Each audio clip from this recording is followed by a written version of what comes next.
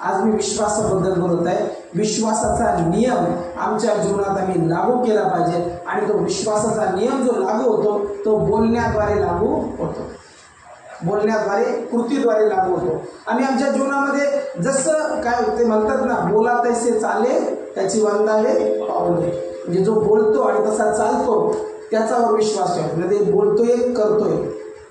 काही लोक भपंड्या मारत असतात, आता आम्ही असं असं करणार आहे आणि काय करत नाही.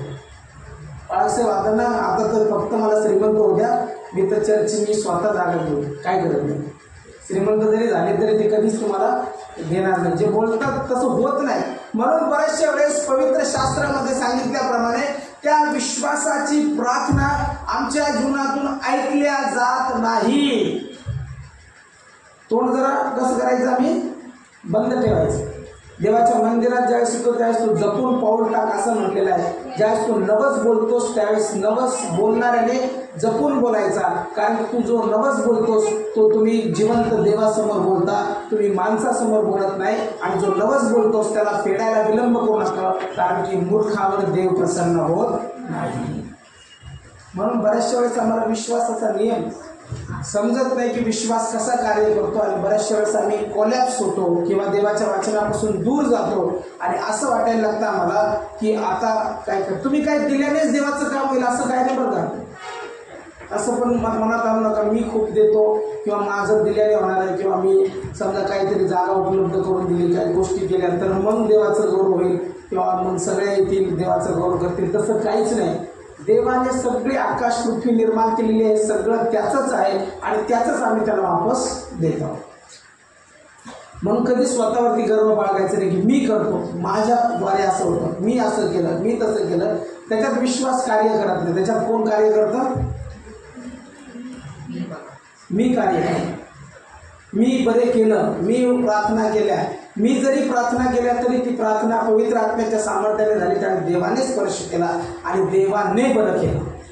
पण आपलं काही चालत नाही तिथं. आपल्या जीवनामध्ये जर काही असेल तर ते सगळं काही देवापासून प्राप्त होतं. म्हणून तसा विश्वास आमच्या जीवनात जनरेट झाला पाहिजे आणि विश्वासाप्रमाणे जे बोलतो ते आमच्या जीवनात झालं पाहिजे. म्हणून तसा विश्वास आमच्या जीवनात. इथं विश्वासाबद्दल येशू म्हणतो आणि सकाळी ज्यावेळेस वाटेल येतात त्या ज्या संध्याकाळी आदल्या संध्याकाळी येशू ख्रिस्त ज्या झाडाला बोललेला असतो त्या झाडाकडे, तो अंजिराच्या झाडाकडे जातो. जर आम्ही वाचलं मार्क सुवर्तमान याचा 11वा अध्याय आणि 12 वचन, दुसऱ्या दिवशी ते बेथान्याहून निघाल्यानंतर त्याला भूक लागली, तेव्हा पाल्याने डवरलेले अंजिराचे झाड त्याला दुरून दिसले आणि कदाचित त्याच्यावर काही मिळेल या अपेक्षेने तो त्याच्याकडे गेला. परंतु तेथे गेल्यावर पाल्या वाचून त्याला काही आढळले नाही, कारण अजून अंजिराचा हंगाम आला नव्हता. तेव्हा तो त्याला म्हणाला, कोणी यापुढे तुझे फळ कधी न खाओ. त्याचे शिष्य हे ऐकत होते. आणि ज्यावेळेस येशू त्या झाडाला तसं बोलला त्यावेळेस प्रोसेस चालू झाली. संध्याकाळी ते त्या गावात गेले आणि परत वाटेने सकाळी ते ज्यावेळेस आले त्या सकाळी येताना काय झालं की त्यांना ते अंजिराचं झाड वाळून गेलेलं दिसलं. मग त्या सर्व शिष्याने ते बघितलं आणि मग पेत्राला आठवण होऊन तो म्हणाला की ज्या अंजिराच्या झाडाला आपण बोलले होते, शाप दिला होता, ते वाळून गेले आहे. येशूने त्यांना उत्तर दिले, देवावर विश्वास ठेवा. हालेलुया. देवावर विश्वास ठेवा. आणि विश्वासाचा नियम जो लागू होतो तो कृतीतून लागू होतो, बोलण्याद्वारे लागू होतो, आमच्या जीवनातून लागू होतो. आम्ही ज्यावेळेस येशूला समर्पित होतो, देवाला समर्पित होतो, तर टोटल समर्पित होतो आणि त्यावेळेस तो विश्वासाचा नियम आमच्या जीवनात कार्य करतो.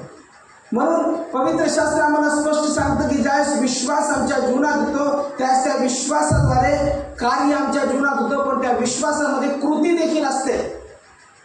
फक्त बोललो, विश्वास ठेवला आणि झालं असं कधी होत नाही. त्या विश्वासाप्रती कृती असायला पाहिजे. तर प्रभू येशूच्या नावामध्ये माझं तारण झालेलं आहे आणि मी येशूला पूर्ण मनाने स्वीकारले आहे. पण स्वीकारून सुद्धा मी जर दारू पितो तर माझा विश्वास नाही येशू. मी जर गुटखा खातो माझा विश्वास नाही. अशा लोकांकडून प्रार्थना पण करून घ्यायची नाही. मी तुम्हाला सांगतो, जर तुम्ही त्यांच्याकडून प्रार्थना करून घेतात, ते दारू पितात, गुटखा खातात, तंबाखू खातात आणि प्रत्येक प्रकारचं वाईट करतात आणि परत येऊन म्हणतात चला मी तुमच्यासाठी प्रार्थना करतो, तुम्ही येडे ते येडे. जास्त मूर्ख कोण झालं त्यांच्यापेक्षा? तुम्ही झाले. काही काही लोक नाही ते पास्टर आहे, येऊ द्या, त्या दिवशी आम्ही मिटिंगला गेलो एका, आणि मिटिंगला गेल्यानंतर सीमाने सांगितलं की जे पास्टर आमच्या घरी त्यांच्या घरी प्रार्थना येतात ते तिथं तंबाखू चोळत होते म्हणे पाळसाहेब.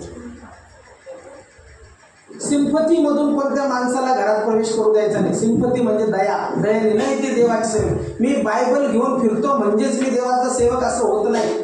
माझं इंटेन्शन काय आहे, माझ्यावर पवित्र आत्म्याचं सामर्थ्य आहे का, तो व्यक्ती खरंच देवाच्या सामर्थ्याने भरलेला आहे का, की त्याचं पोट भरायसाठी तो बायबल घेऊन घरोघरी फिरतो, त्याचं पण जरा परीक्षण करायचं. पण आपल्याला कसं आवडतं, पाळक आपल्याला आपल्या अंडर आवडतो ना, पाळक कधीच मोठा नको, पाळक फक्त आम्ही पैसे दिले तरच त्याचं चाललं पाहिजे. म्हणून कसा आला भावनिक रीतीने आम्ही काय म्हणतो, आला देवाचा सेवक, तो कसाही असो आम्ही त्याला घरात स्वीकारतो आणि लगेच त्याला पैसे द्यायला लागतो. पण तर त्या पैशाचं काय करतो ते पण परीक्षण करणं गरजेचं आहे. म्हणजे विश्वास जो येतो त्या विश्वासाप्रमाणे माझं जीवन असतं. जर मी देवाचा सेवक आहे आणि देवाची सेवा करतो तर माझं जीवन त्याला समर्पित असतं. माझं जीवन जगाला समर्पित नसतं, माझं जीवन गुटख्याला समर्पित नसतं, दारूला समर्पित नसतं, जगातल्या गोष्टीला समर्पित नसतं. आणि जर समर्पित आहे आणि मी जर प्रार्थना करतो तर माझाही विश्वास ईश्वर नाही, आणि ज्याच्यासाठी मी प्रार्थना करतो त्याचाही विश्वासाला मी तडा देतो, आणि तोही एक दिवस पूर्ण कोलॅप्स म्हणजे नाश पावतो. म्हणून अगोदर आम्हाला जीवन आणि कृती चेक करणं फार गरजेचं आहे. पवित्र शास्त्र या ठिकाणी सांगतो येशू जसं बोलला तसं घडलं, पण त्या घडण्यामागं पण फार मोठे कारण आहेत. कारण येशूचं जीवन तेवढं पवित्र होतं. येशू तसं जीवन जगला, आणि जगला नाही तर पूर्ण आयुष्य तो जगला तसं. जोपर्यंत तो पृथ्वीवर होता तोपर्यंत पवित्र शास्त्र आम्हाला सांगतं की त्याचं जीवन जे होतं ते प्युअर होतं, पवित्र होतं. म्हणून म्हटलेलं आहे की पवित्र कोकरा असा येशू ख्रिस्त तो वधस्तंभावर टांगला गेला, की जो कोणी त्याच्या रक्तावरती विश्वास ठेवतो त्याचं विश्वासाने तारण होतं. का तारण होतं? कारण की त्याच्या ठाई कोणतंही पाप नव्हतं, तरी तो पापी झाला. का पापी झाला तो? का पापी झाला? असं म्हटलेलं आहे की येशूवरती पाप लादण्यात आलं. थोड्या वेळेसाठी येशूवरती पाप लादण्यात आलं. मग कोणासाठी पापी झाला? आपल्यासाठी. म्हणजे आमचे पाप येशूवरती लादण्यात आले. या ठिकाणी विश्वासाचा नियम सांगतो आम्हाला की ज्यावेळेस आम्ही विश्वासामध्ये चालतो त्यावेळेस विश्वासातून कृती देखील आढळते. म्हणून येशूच्या शब्दाप्रमाणे घडून आलं, आणि आमच्या शब्दाप्रमाणे घडून येत नाही, कारण की आमचं जीवन येशूला पूर्णपणे समर्पित नसतं.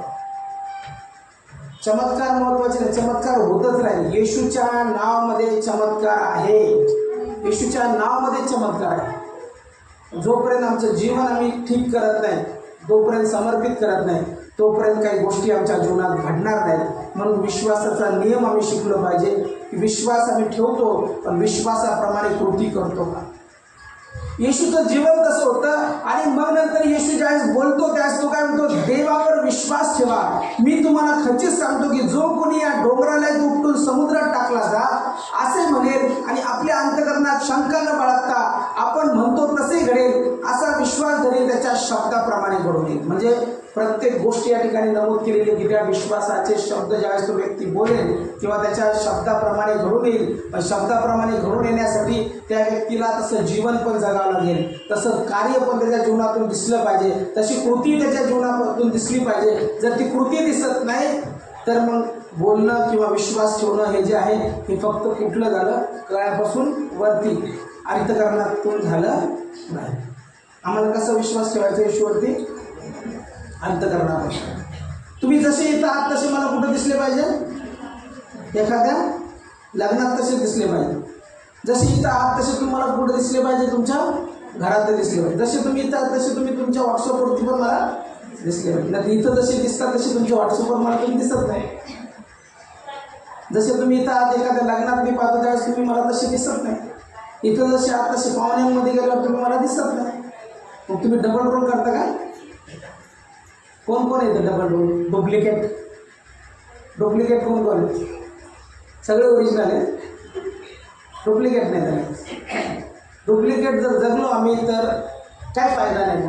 मग ते काय झालं, मग ते बुवा बाबा नसतं का, एखाद्या बाबाकडे गेल्याचं झालं. चला बाबाकडे जाऊ आणि आमच्या प्रार्थनेचं उत्तर मिळू, आमचं काम झालं, बाबा संपलं. आपण बाबागिरी करत नाही, बाबागिरी करत नाही. आपण तर ठेवतो जिवंत देवावर. हालेलुया.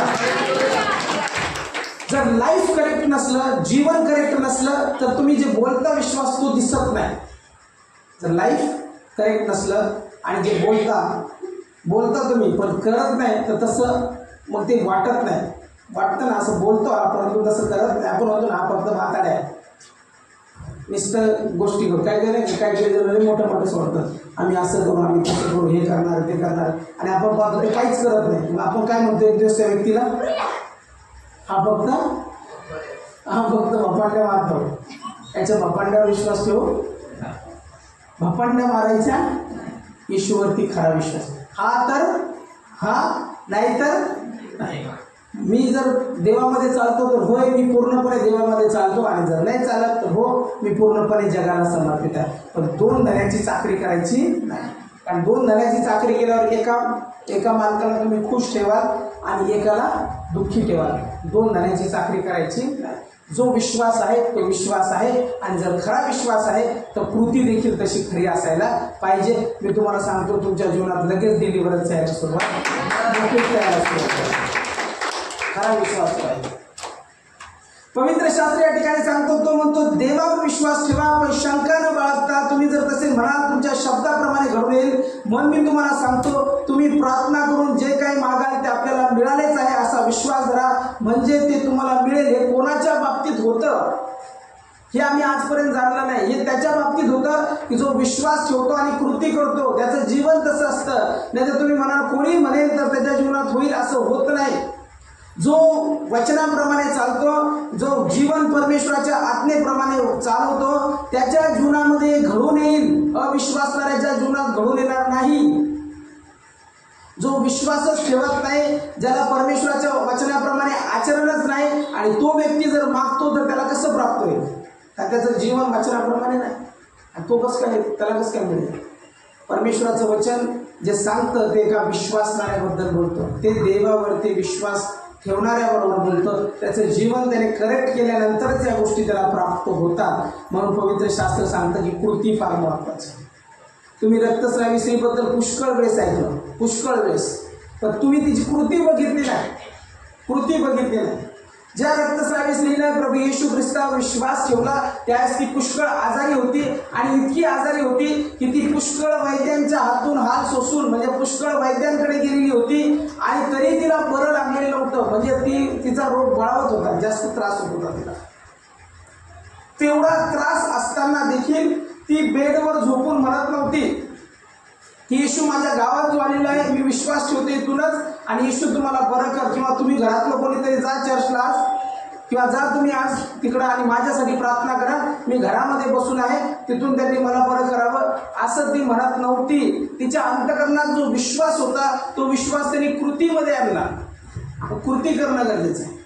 कृती म्हणजे तिने काय केलं, जसा विश्वास होता त्याप्रमाणे तिने बोलायला सुरुवात केली की आता जो येशू माझ्या गावात येणार आहे, आता मी त्याच्याकडे जाणार आहे आणि त्याच्या वस्त्राच्या गोंड्याला मी स्पर्श करणार आहे, आणि जसा मी स्पर्श करेल तशी मी बरी होईल. म्हणजे ती बोलत पण होती, कृती पण करत होती. तिने विश्वास तर ठेवला अंतःकरणामध्ये, पण विश्वास ठेवल्यानंतर ती काय म्हणते, मी जाऊन त्याच्या वस्त्राच्या गोंड्याला स्पर्श करेल आणि मी बरी होईल. मग एक आजारी स्त्री असताना, इतकी गर्दी असताना, येशूच्या गावात यायचा, त्या गावात गर्दी असायची, अशा गावामध्ये ती चाललेली आहे, अशा गर्दीमध्ये ती चाललेली आहे. आम्ही जर असतो तर काय केलं असतं? काय केलं असतं? एकदम तापेने तुम्ही फनफनलेले आहात, ताप 101 आहे, काय म्हणता तुम्ही? बाळासाहेब आज मी चर्चला येणार नाही बरं का, ताप खूप आलेली. असा कधी विचार येतो का मनात की मी तिथं गेल्यानंतर परमेश्वर मला ताप येतो का विचार? नाहीच येत. पहिला विचार काय येतो? जो अंग गोळी खायची आणि अंगावर घेऊन जायचं. म्हणजे या बाईचा विश्वास पण आपला विश्वास पण सारखंच आहे बरं का, असं काही फरक नाही. ती बाई फक्त त्या काळामध्ये होते, आपण या काळामध्ये आहोत, तोच काळ. म्हणजे माणसं सारखे पण विश्वास वेगळा. विश्वासात कृती नाही, फक्त विश्वास ठेवतो ईश्वर, पण विश्वास ठेवत असताना आम्ही असं म्हणतच नाही, असं बोलतच नाही, किंवा आम्ही असं कृती करतच नाही की येशू आता मी जाणार आणि मी तिथून बरं होणार आहे. कालची सभा जी झाली या 2 ऑक्टोबरची फार अद्भुत सभा होती, आणि पुष्कळ लोकांना आजारातून बरे झाले. ज्या शुक्रवारी आत्म्याने त्या बाईचा ताबा घेतला आणि तिनं विश्वास ठेवला आणि विश्वासच ठेवल्याने तिने कृती केली. ती म्हटली की जे वचन मी आत्ता ऐकलेलं आहे त्या वचनानुसार मी आता इथून बरी झालेलं आहे. जसं सांगितलं इथून की तुम्ही जाता जाता घरी जाईपर्यंत बरे होतात तसं मी बरी झालेली आहे. आणि त्यांनी सांगितलं की मी जसं जसं चालत होते तशी मला अनुभव येत होता की माझ्या पायाच्या वेदना संपत आहे. आणि मी घरी गेले आणि घरी गेल्यानंतर मी कितीतरी दिवसापासून पुष्कळ डॉक्टरांकडे गेले होते पण मांडी मी घालून बसलेले नव्हते. त्याच दिवशी मी मांडी घालून बसले, पूर्ण आरोग्य प्राप्त. आणि या सभेसाठी ती बाई आली आणि सभेसाठी ती बाई आल्यानंतर ती फार उत्साही होती. ती लोक इतके उत्साही झाले ते म्हणले त्या मास्टरची सभा ठेवाच. जी सभा आपण घेतली खूप चांगलं क्वायरने पण त्या ठिकाणी खूप चांगलं वर्शिप घेतली आणि अद्भुत लोकांना आरोग्य प्राप्त झालं. त्या बाईने सांगितलं की त्या दिवशी ती आल्यानंतर ते ऑपरेशन देखील डॉक्टरांनी कॅन्सल सांगितलं. पूर्ण कंप्लीट बरी ती झाली. बरं कशामुळे? कोणाचा विश्वास? मी काय केलं? कोणी केलं कार्य? मी प्रार्थना केली पण कार्य कोणी केलं? नाही, पवित्र आत्म्याच्या सामर्थ्याने तिला बरं झालं. दुसरी एक बाईची साक्ष आहे. दोनच साक्ष मी महत्वाच्या वाटल्या म्हणून त्या रेकॉर्डिंग केलेल्या आहेत. आणखी भरपूर आहेत. दुसऱ्या साक्षीमध्ये एक बाईचा मुलगा तिला आणला होता. लहान मुलगा होता फार बाळ आणि त्याच्यावरती स्किन फार त्याच्या स्किनला फार दुःख आलेलं होते. इतके की सगळ्या चेहऱ्यावरती ते झालेले होते आणि ते पाहू शकत नव्हतं. आणि ज्या शुक्रवारी तिथं आलेली त्या सभेला त्यावेळेस मी प्रार्थना केली. म्हणलं पुढच्या वेळेस तुम्ही येताल त्यावेळेस या बाळाचं सगळं बरं झालेलं असेल. ती म्हणे मी विश्वास ठेवते की येशूने माझ्या बाळाला आजच बरं केलं. आणि जशी ती त्या सभेत आली आपले मुलं पण होते तिने साक्ष दिली. साक्ष दिल्यानंतर तिने सांगितलं की या बाळाचे सगळे स्पॉट गायब झाले. त्याचा चेहरा परत जसाच्या पूर्ण आरोग्य प्राप्त. त्या बाईनं ही जी गरीब बाई तो म्हणत होता त्या बाईनं रजिस्ट्रेशन काउंटरवर 500 रुपये दिले आणि काय म्हणे माहितीये का? हे 50 रुपये माझे आणि ज्यांनी कोणी भरले नसेल त्यांचे 450. म्हणजे काय केलं तिनं? कृती पण केली. तिला माहित होतं मी विश्वास ठेवलेला आहे, परमेश्वर माझ्या जीवनात कार्य करत आहे आणि मला कृती पण करायची गरज आहे. म्हणून कृती करणं फार महत्वाचं आहे. विश्वासामध्ये आमची कृती असली पाहिजे. इथं प्रभू येशू तेच सांगत आहे की ज्यावेळेस तुम्ही विश्वास ठेवता त्यावेळेस तुमच्या शब्दाप्रमाणे घडून येईल. पण घडून येण्यासाठी तुम्हाला काय करावं लागेल? त्या रक्तस्रावी स्त्रीसारखं बाहेर पडावं लागेल. बाहेर पडून परमेश्वरावर विश्वास ठेवावा लागेल. त्या गर्दीमध्ये शिरावं लागेल. तुम्हाला धक्के लागतील, तुम्हाला निराशा येतील, तुम्ही पडताल, परंतु पडत असताना तुमच्या विश्वासाची कृती देव पाहत आहे. तुम्ही जाऊन त्याच्या वस्त्राच्या गोंड्याला ज्या स्पर्श कराल, जसं आरोग्य त्या बाईला भेटलं तसंच आरोग्य तुम्हाला भेटणार. Hallelujah, hallelujah, hallelujah. म्हणून विश्वासाबद्दल काय पाहिजे? विश्वासाबरोबर कृती फार महत्वाची आहे. म्हणून आम्ही कृती करणारे लोक असलो पाहिजे. जोपर्यंत आम्ही कृती करत नाही तोपर्यंत आमच्या जीवनात घडत नाही. आज मी बरेचसे लोक बघितले की जे स्वतःला ख्रिस्ती म्हणतात. आम्ही ख्रिश्चन आहोत, लहानपणापासून ख्रिश्चन आहोत, पण मला लहानपणापासून ख्रिस्ती असलेल्या लोकांमध्ये विश्वास आढळत नाही. ते आता रविवारी कुठं असतील? दारूच्या दुकानावर. नाही, खरं सांगतो मी तुम्हाला, आहेत लहानपणापासून ख्रिस्ती पण ते आज चर्चमध्ये आहेत. ते आज घरी बसून टी व्ही बघत असतील, मनोरंजन करत असतील किंवा काहीतरी व्हॉट्सअपवरती रील्स बघत असतील. खरे ख्रिस्ती आज घरी बसलेले आहेत. सॉरी, लहानपणाचे खरे ख्रिस्ती नाही, लहानपणापासून असणारे ख्रिस्ती आज घरी बसलेले आहेत. आणि जे खरे ख्रिस्ती अभिषिक्त लोक आहेत ते इथं बसलेले आहेत. हालेलुया. म्हणून म्हणल्याने ख्रिस्ती कोणी होत नसतं. ख्रिस्त विश्वास दिसला पाहिजे, अभिषेक त्याच्या जीवनात दिसला पाहिजे, तर तो व्यक्ती ख्रिस्ती होतो. म्हणून कोणालाही ख्रिस्ती म्हणायचं नाही. जे विश्वास ठेवतात आणि कृती करतात त्यांनाच आपण येशूमध्ये चालणारे म्हणतो किंवा खरे ख्रिस्ती. म्हणून म्हणत बसायचं नाही आमचे नातेवाईक ख्रिश्चन आहेत, हा आमचा व्यक्ती ख्रिस्ती आहे, ते ख्रिस्ती नाही. जर ख्रिस्ती असते तर ते रविवारी कुठं असते? प्रेज द लॉर्ड, देवाच्या घरात. आणि काय करत असते? देवाची उपासना करत असते. ते आता घरी बसलेले नसते. म्हणून माझ्या मंडळीमध्ये, या मंडळीमध्ये तरी मला असं वाटतं की असे लोक निर्माण झाले पाहिजे जे अभिषिक्त असावे आणि खरे ख्रिस्ती असावे. रविवारी घरी बसणाऱ्या लोकांना आता मी नियम करणार आहे, त्यांना काढून टाकणार आहे. काय करणार आहे? ते पहिलेले सभासद, चला सभासद आहात तुम्ही, सभासद आहात ते. हालेलुया. कोणी नाही आलं तरी चालेल, जे येशूवरती विश्वास ठेवतो तो एक जरी आला तरी आपण तीच सेवा करायची. हालेलुया. खरे विश्वासणारे पाहिजे, कृती करणारे विश्वासणारे पाहिजे. नाही चाललंय मला ते बेग खेळत बसायचं नाही. चर्च नाही करायचं. जर मी देवाच्या आत्म्याने भरलेला व्यक्ती आहे तर मला मागं पण नाही पडायचं आणि मला म्हणायचं पण नाही या ना चला ना करा ना, नकोच. जर खरी सेवा करायची त्याच्यामध्ये कृती असली पाहिजे. लोक धावत देवाच्या सानिध्यात आले पाहिजे, धावत उत्सुकता लागली पाहिजे. मी कधी जातो आणि कधी जाऊन पुढे बसतो, कधी जाऊन मी माझ्या देवाची उपासना करतो. कारण की त्यांचा नातेसंबंध माझ्या बरोबर नाही, मी कोण नाही, त्यांचा नातेसंबंध देवाबरोबर आहे. म्हणून तुमचा नातेसंबंध माझ्यापेक्षा त्या जिवंत देवाबरोबर आहे. म्हणून तुमची ओढ जी आहे ती जिवंत देवाकडे असली पाहिजे. हालेलुया. तुम्हाला इथं बसलेल्या सगळ्यांना सांगतो, माझ्यासाठी येत असाल तर येऊ नका.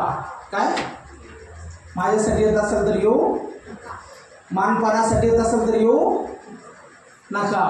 पण जर ख्रिस्तासाठी येत असाल तर यू आर वेलकम. हालेलुया. जर ख्रिस्तासाठी येत असाल तर वेलकम. या चर्चमध्ये मनधरणी केल्या जाणार नाही. कोणाची मनधरणी काय येत नाही विचारल्या जाणार नाही. जर तुम्ही येता तर देवाच्या सानिध्यामध्ये तुमच्या विश्वासाने तुम्ही आले पाहिजे. आणि प्रत्येक मेंबरला मी सांगतो, दुसऱ्याला विचारायचं पण नाही तुम्ही का चर्चला येत नाही. आजपासून विचारणं सोडून द्यायचं. का? कारण की तुम्ही याचा अर्थ त्यांची मनधरणी करता की तुम्ही काय येत नाही. जर खरंच ते देवाला मानणार आहे तर ते कधीच घरी थांबणार नाही, ते धावत येतील आणि देवाची उपासना. आणि तुम्ही तुमचं चर्चला या, दुसऱ्यांना काही सांगायची गरज नाही. सुवार्ता प्रसार करा. ज्यांना येशू माहिती नाही त्यांना सांगा. पण जे पिढ्यानपिढ्याचे ख्रिस्ती आहेत त्यांना सांगत बसू नका आणि आपला वेळ वाया घालू नका. त्यांना सत्य माहिती आहे, त्यांना वचन माहिती आहे, ते लहानपणापासून ख्रिस्ती आहेत. हजारो आणि लाखो आत्मे देवाच्या राज्यामध्ये येण्यासाठी उत्सुक आहेत, ते मरत आहेत. त्यांच्यापर्यंत जाण्याची ही वेळ आहे. हालेलुया. हालेलुया. म्हणून जे देवाच्या सानिध्यात येण्यासाठी उत्सुक आहेत त्यांच्याकडे आम्हाला जायचं आहे. जे कृती करण्यासाठी उत्सुक आहेत त्यांच्याकडे आम्हाला जायचं आहे आणि परमेश्वराचं वचन आम्हाला सांगायचं आहे. मग ते विश्वास धरणारे जे आहेत त्यांच्याबरोबर परमेश्वर राहील आणि परमेश्वराचं सामर्थ्य राहील. मग इथं 1000 जर मेंबर झाले ते नामधारी असले तर काय फायदा बरं त्या चर्चचा? सांगा मला तुम्ही. इथं 1000 जरी विश्वासणारे झाले पण ते फक्त नामधारी असले तर काय फायदा आहे त्या चर्चचा? हा, मला दशांश देऊन मला हे करून मला तुम्ही चांगलं चालवता, माझं घर चालवता, सगळं चालवता, पण तिथं विश्वास नाही राहणार, तिथं पवित्र आत्मा नाही राहणार. ते खेळ सगळं ऑर्गनायझेशन चालत, एक स्कूल टाईप किंवा एखादी संस्था टाईप. फक्त यायचं, आपलं पेड करायचं आणि आपलं सभासद जर ठेवायचं. वाढदिवसाला बाळासाहेब येतील, प्रेतक्रिया असली तर बाळासाहेब येतील. आपली मेंबरशिप फिक्स. कुठं पुरायचं ते फिक्स. बाळासाहेबांवर सगळे अधिकार पुरतील. मुकलवाडीत पुरतील, N6ला पुरतील आणि छावणीला पुरतील. काही जण काय म्हणतात आमचं पुरायचं काय? जगण्याचा विचार नाही करत ख्रिस्ती लोक. जुने ख्रिस्ती कोणता विचार करतात? मरण्याचा. आम्ही मेल्यानंतर आम्हाला छावणीत नेतील एवढं बाळासाहेबांकडे अधिकार आहे का तुमच्या? तुम्ही सांगा ना पुढे तुम्हाला पुरायचं तिथं पुरतं. म्हणजे लोक कशाचा विचार करतात? मरणाचा. देवाने तुम्हाला जीवन दिलेलं आहे, तुम्ही जीवन बोला, मरणाचा विचार नका करू की कुठं मला पुरण्यात येईल. एकदा मनुष्य संपल्यानंतर त्याला इथं पुरवणं तर तिथं पुरव. एकदा संपला. पण काही लोक ख्रिस्ती जे म्हणतात ते लोक मरण्याचा पण विचार करतात की गेल्यानंतर मला कुठं पुरण्यात येईल. किती कमकुवत विचार आहे आमचा. पण आम्ही तर जिवंत देवावर विश्वास ठेवणारे आहोत. जोपर्यंत आम्ही जगत आहोत तोपर्यंत आमच्या जीवनामध्ये विश्वासाचा नियम आम्ही लागू करू. विश्वासच ठेवणार नाही तर विश्वासाबरोबर आम्ही कृती करणार आहोत. म्हणा, विश्वासाबरोबर मी कृती करणार आहे. विश्वासाबरोबर मी कृती करणार आहे. मग कृती कोणत्या बाबतीत असायला पाहिजे? जीवनाच्या बाबतीत असायला पाहिजे, आमच्या राहायच्या बाबतीत असलेला पाहिजे, आमच्या सगळ्या बाबतीत असायला पाहिजे. आंधळा मनुष्य जो आंधळा बारतीमय, त्याच्याबद्दल देखील पवित्र शास्त्र काय आम्हाला सांगतं? मार्क शुभवर्तमान याचा 10वा अध्याय आणि 46 वचनापासून आम्ही जर वाचलं तर त्याच्यामध्ये म्हणलेले तो आंधळा भिकारी होता आणि तो वाटेवरती बसलेला होता. 46 वचनामध्ये म्हटलेलं आहे, नंतर ते यरियोस आले. मग तो त्याचे शिष्य व मोठा लोकसमुदाय यरियो सोडून जात असता. तिमयाचा मुलगा बारतिमय हा आंधळा भिकारी वाटेवर बसला होता. तेव्हा हा नासरेतकर येशू आहे हे ऐकून तो मोठमोठ्याने म्हणू लागला, अहो दावीद पुत्र येशू माझ्यावर दया करा. काय म्हणू लागला? अहो दावीद पुत्र येशू माझ्यावर दया करा, अहो दावीद पुत्र येशू माझ्यावर दया करा. त्याने ऐकलं होतं की येशू जीवन देणार आहे, येशूने पुष्कळांना आरोग्य दिलेलं आहे आणि तोच येशू या गावात आलेला आहे. आणि असं ऐकून तो फक्त बसून राहिला नाही. तो फक्त बसून राहिला का? येशूला गरज असेल तर येशू येईल आणि येशू मला स्पर्श करेल आणि मी बरा होईल असं म्हटलं का? तो त्याने कृती केली. काय कृती केली? त्याने ओरडण्याची पहिली कृती, बोलण्याची कृती केली. सगळ्यात पहिले त्याने काय केलं? शब्द बोलायला सुरुवात केली. आम्ही आमच्या जीवनात ज्यावेळेस येशूवरती विश्वास ठेवतो त्यावेळेस आमचे शब्द फार कार्य करतात. तुम्ही जीवन बोलता जीवन होता, तुम्ही मृत्यू बोलता मृत्यू होतो. म्हणून ज्यावेळेस तुम्ही विश्वास ठेवता विश्वासणारे शब्द कायम पॉझिटिव्ह असायला पाहिजे. ज्यावेळेस तुम्ही शब्द बोलता त्यावेळेस म्हटलं पाहिजे की येशूमध्ये मला जीवन प्राप्त झालेलं आहे आणि मृत्यू माझ्यासाठी नाही, परमेश्वराने मला जीवन ठेवलेलं आहे म्हणून मी जीवनच बोलणार आहे. कृती करतो तो शांत बसत नाही. तो असा विचार करत नाही येशू येईल स्वतः आणि मला स्पर्श करेल. येशू तर अंतर्यामी आहे, येशूला सगळं माहिती आहे. आम्ही पण म्हणतो येशूला जर सगळं माहिती आहे तर मला त्याला मागण्याची गरज नाही, मागण्याआधीच माझी विनंती त्याला माहिती आहे असं आम्ही वचन बोलून मोकळे होतो. पण परमेश्वराचं वचन सांगतं की विश्वासाबरोबर कृती असली पाहिजे. या आंधळ्या बारतिमाने कृती केली. पहिली कृती त्याची ही होती की तो मोठमोठ्याने ओरडू लागला, मोठमोठ्याने आवाज देऊ लागला. आम्ही बोलतच नाही, आम्ही माणसाला बोलत नाही आणि देवाला पण बोलत नाही. काही लोक मलाही बोलत नाही.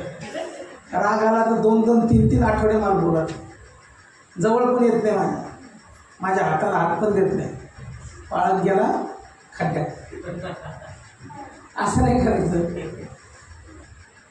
मी देवाचा सेवक आहे. तुमचं माझं काय असं काय घरगुती बांधाला बांधायची शेतीला शेती, तर तुमचा बांध मी फोडलाय, अर्धा घेतलाय मी तुमचा. आपलं काय रक्ताचं नातं आहे का? तर तुम्ही माझे मामाचे पोर आहे किंवा चुलत्याचे खंडास आहे एकदम. मी काय करतो इथून? मी तुम्हाला सांगतो, मी तुमच्यावर बॉसगिरी किंवा तुमचा अधिकारी मला नाही नेमलं कोणी. मी नाही तुमचा अधिकारी, मी तुमचा बॉस पण नाही. मी तुमचा ख्रिस्तामधील भाऊ आहे. फक्त एवढं आहे की मला ती जबाबदारी देवाने दिलेली आहे मंडळी चालवण्याची, म्हणून मी तो बरोबर मंडळी चालवतो. तो अभिषेक आहे, ती कॉलिंग आहे, देवाने मला पाचारण केलं म्हणून माझा अधिकार आहे तुम्हाला बोलायचं.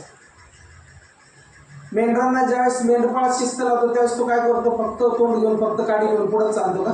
या तुम्ही मागं पळा खड्ड्यात. काय करतो तो? काठी घेऊन. काठी कशाला असते? त्याची शो ऑफ असते फक्त.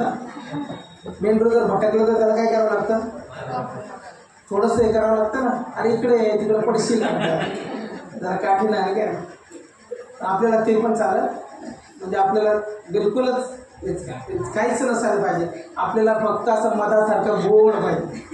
तर मी सांगतो जो मधासारखा गोड असतो, अति गोड माणसापासून सावध राहायचा. अति गोड नाही ना, तुम्ही फारच चांगले, तुम्ही कायच तुमचं बोलणं, कायच तुमचं चालणं, कायच राहता तुम्ही, काय दिसता तुम्ही. Be careful about it. तुमची कायम जर कोणी प्रशंसा करत असेल तर तशा माणसापासून 4 हात दूर राहा, कारण तो माणूस तुमच्यासाठी फार घातक आहे. जो माणूस तुम्हाला तोंडावर आणि सरळ आणि कडक बोलतो त्या माणसाच्या जवळ जा. तो माणूस सरळ आहे, तुमचं चांगलं आहे. तसं आवडत नाही आपल्याला. आंधळा बारतिमाई ओरडू लागला त्यावेळेस लोकांनी त्याला शांत केलं. शांत बस, ओरडू नको. त्याने ऐकलं तर लोकांचं. आपण काय करतो लगेच? अरे शांत बसा ना, तुम्हाला माहिती आहे का आपण कोण आहे? काय इश्यू करता? आपण थोडी येशूचे मानणार आहे. आपलं सोडून कुठं चालले तुम्ही इकडं? येशू तर सगळ्या लोकांचा परमेश्वर, म्हणजे सगळ्या जे जगामध्ये राहतात त्या प्रत्येक मानव जातीचा परमेश्वर आहे. भेदाभेद नाही. कशाला ओरडता? कशाला प्रार्थना करता? किंवा घरात कोणी प्रार्थना करत असेल तर एखादा म्हणतो लय प्रार्थना करणारे झाले का? काय केलं येशूने आतापर्यंत? प्रार्थना करू नका, शांत बसा. आणि आपण लगेच म्हणतो बरं तुम्ही म्हणता तर मी प्रार्थना करणं सोडून. किंवा मी बघितलेलं काही घरामध्ये असं असतं की एखादा नवरा एखाद्या बायकोला बोलला किंवा बायको एखाद्या नवऱ्याला बोलली, खूप प्रार्थना करणारे झाले का? आणि काय तुमचं जीवन आहे, कसं तुम्ही वागता? बायको काय करते? बायबल घेते आणि फेकून देते आणि काय म्हणते? आता तुम्ही म्हणते तसं ना तर मी मुळी तशी. सगळं बंद. तसं करू नका.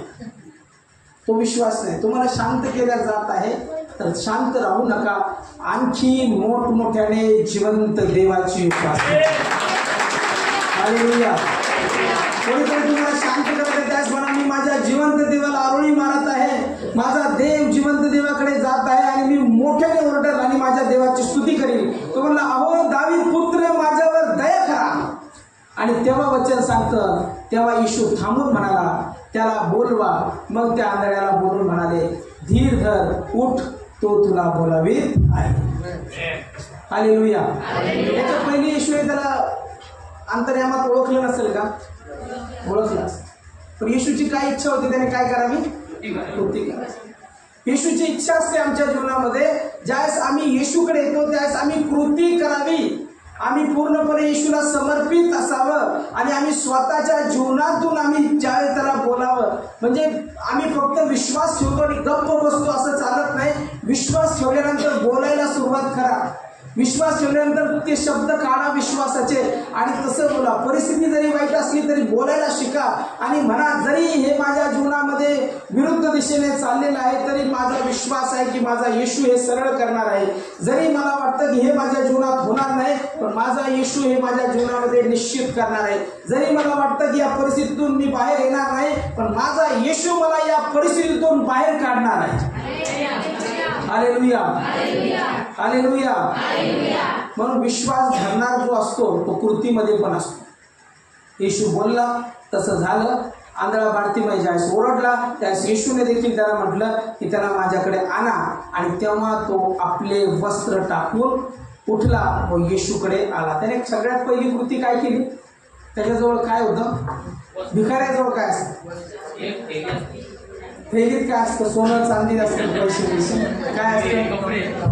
कपडे, चिंकं, चांदकं सगळे असं असते. आणि ते सगळं त्याने काय केलं? टाकलं. आपण येशूकडे येतो पण जुन्या स्वभाव आणि जुन्या सवयी टाकत, जुना स्वभाव आणि जुन्या सवयी टाकत. पातकात जीवन आहे तसंच आहे.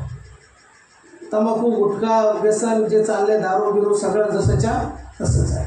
राग तसाच आहे, मत्सर तशीच आहे, हेवा तशीच आहे, रंगेलपणा तसाच आहे. जे जीवन जुनं होतं ते सेम जीवन तसंच आहे. आणि म्हणतो मी येशूवरती विश्वास ठेवतो.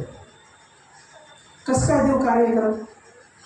इथं ज्या वेळेस त्याला बोलवलं त्यावेळेस असं म्हटलं का हे माझे चिंतक आहेत, हे माझं इथं हे आहे, सगळं आहे आणि हे मला घेऊन गेलं पाहिजे त्याच्याकडं, असं तो म्हणत नाही. तो काय करतो? जे काही त्याच्याजवळ आहे ते सगळं तो तिथं टाकून देतो. म्हणून ज्यावेळेस तुम्ही ख्रिस्ताकडे येता त्यावेळेस तुमचा जुना स्वभाव, जुन्या सवयी, जुन्या गोष्टी, जे जुनं जीवन होतं ते जुनं जीवन तुम्ही त्यागूनच येशूकडे आलं पाहिजे.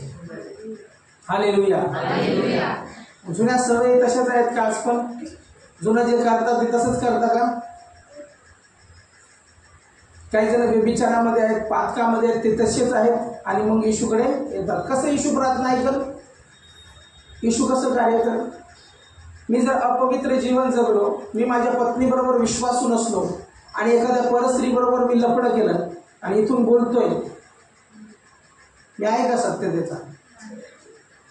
नाही का तुम्ही माझं? करा पाळासे बाजू, दोन लफडे करा पण बोला तुम्ही वचन बोला. नाही होत तसं, नाही होत तसं. हे देवाचं मंदिर आहे, हे पवित्र देवाचं मंदिर आहे. यामध्ये देवाचा आत्मा वस्ती करतो. हे माझं शरीर आहे, हे माझं शरीर देवाचं मंदिर. पवित्र शास्त्र तसं सांगतं. ज्यावेळेस आम्ही आमचं जीवन देवाला समर्पित करतो त्यावेळेस ते जीवन समर्पित जीवन असावं. आणि मग अशा समर्पित जीवनाद्वारे जी प्रार्थना होते ती प्रार्थना देव ऐकतो. अपवित्र माणसाची प्रार्थना देव कसं ऐकल? व्यभिचाराने बरबटलेलं जीवन आणि प्रार्थना करतो जिवंत देवाकडे, देव कसं ऐकल? देव पवित्र आहे असं म्हटलेलं आहे. सगळ्या प्रकारच्या नाना प्रकारच्या पापाने जीवन भरलेलं आहे, सगळं पाप जीवनामध्ये आहे. आणि मग नंतर ते पाप घेऊन आम्ही देवाजवळ प्रार्थना करतो. देव प्रथम म्हणतो या घाणेरड्या चिंता टाकून दे आणि मग देवाकडे तू ये. म्हणून आम्ही देवाकडे येत असताना हे शरीर असं म्हटलेलं आहे की पवित्र आणि ग्रहणीय असं, त्याला योग्य असं शरीर आम्ही त्याला समर्पित करावं. म्हणजे आमच्या शरीराद्वारे देखील कोणाचा गौरव होतो? जिवंत देवाचा. पण आम्ही कार्नल राहायला फार शिकलेलो, शरीराने जगायला फार शिकलेलो. आम्ही आमच्या वासना मारत नाही. आमचं शरीर फार प्रबळ असतं आणि आमचा आत्मा फार कमजोर असतो. आमचं शरीर इतकं प्रबळ असतं की जे जगातल्या गोष्टी ते लवकर मागतं, वासना लवकर मागतं, देह स्वभाव लवकर मागतं, दारूबाजी लवकर मागतं आणि लवकर मोहात पडतं. पण ते शरीर देवाच्या आत्म्याकडे लवकर कनेक्ट होत नाही, कारण की शरीराला आम्ही जास्त वाव देतो, शरीराला कुदलत नाही. ज्यावेळेस तुम्ही शरीराला कुदलता आणि आत्म्याला प्रबळ करता, त्यावेळेस मी सांगतो तुम्ही शरीराच्या पापामध्ये पडणार नाही. तुमच्या डोक्यात विचार सुद्धा येणार नाही. एखाद्या स्त्रीकडे पाहिल्यावर देखील विचार येणार नाही तुम्हाला. एखाद्या पुरुषाकडे पाहिल्यावर देखील विचार येणार नाही तुमच्या मनात. तुमच्या विचार कायम जे आहेत ते पवित्र आत्म्याशी कनेक्ट राहतील. आणि बरेचसे सेवक लोक, बरेचसे सेविका आज जर तुम्ही बघितले इतिहास, तर ते सगळे या देहाच्या पापामध्ये पडलेले आहेत. आणि देवा काय म्हणतो, सैतानाने त्यांना पूर्ण कोलॅप्स केलेलं आहे. म्हणून हे शरीर फार जपणं फार महत्त्वाचं आहे. हे शरीर जर जपलं नाही तर नाश निश्चित. मग कृती करणं गरजेचं आहे. विश्वास ठेवला आणि येशूने विश्वास ठेवला आणि येशू म्हणतो तुम्ही तसं करा. म्हणजे झालं तसं नाही, म्हणजे अपवित्र जीवन जगून मी जर प्रार्थना करतो तर तसं होत नाही. पवित्र जीवन जगून, त्याला समर्पित जीवन जगून त्या विश्वासणाऱ्याची प्रार्थना म्हटलेलं आहे. मग ते सगळं टाकून देऊन, म्हणजे त्याने ते टाकलं आणि टाकून मग नंतर तो येशूकडे आला. येशू त्याला म्हणाला तुझी काय इच्छा आहे, तो मला दृष्टी प्राप्त व्हावी. येशू त्याला म्हणाला जा, तुझ्या विश्वासाने तुला बरे केले आहे. लागलेच त्याला दृष्टी आली आणि तो वाटेने येशूच्या मागे चालू लागला. हालेलुया. आज मला तरी वाटतं कृती करण्याची गरज आहे. विश्वास आहे पण कृती करण्याची गरज आहे. जसं त्या आंधळ्याने सगळं काही टाकून दिलं आणि मला येशूकडे जायचं नाही, जसं ते बरा झाला येशूच्या मागे चालू लागला, तशी आमची वेळ आलेली आहे की आम्ही ज्यावेळेस येशूमध्ये येतो त्यावेळेस येशूमध्ये स्थिर राहून येशूच्या पाठीमागे चालायला पाहिजे.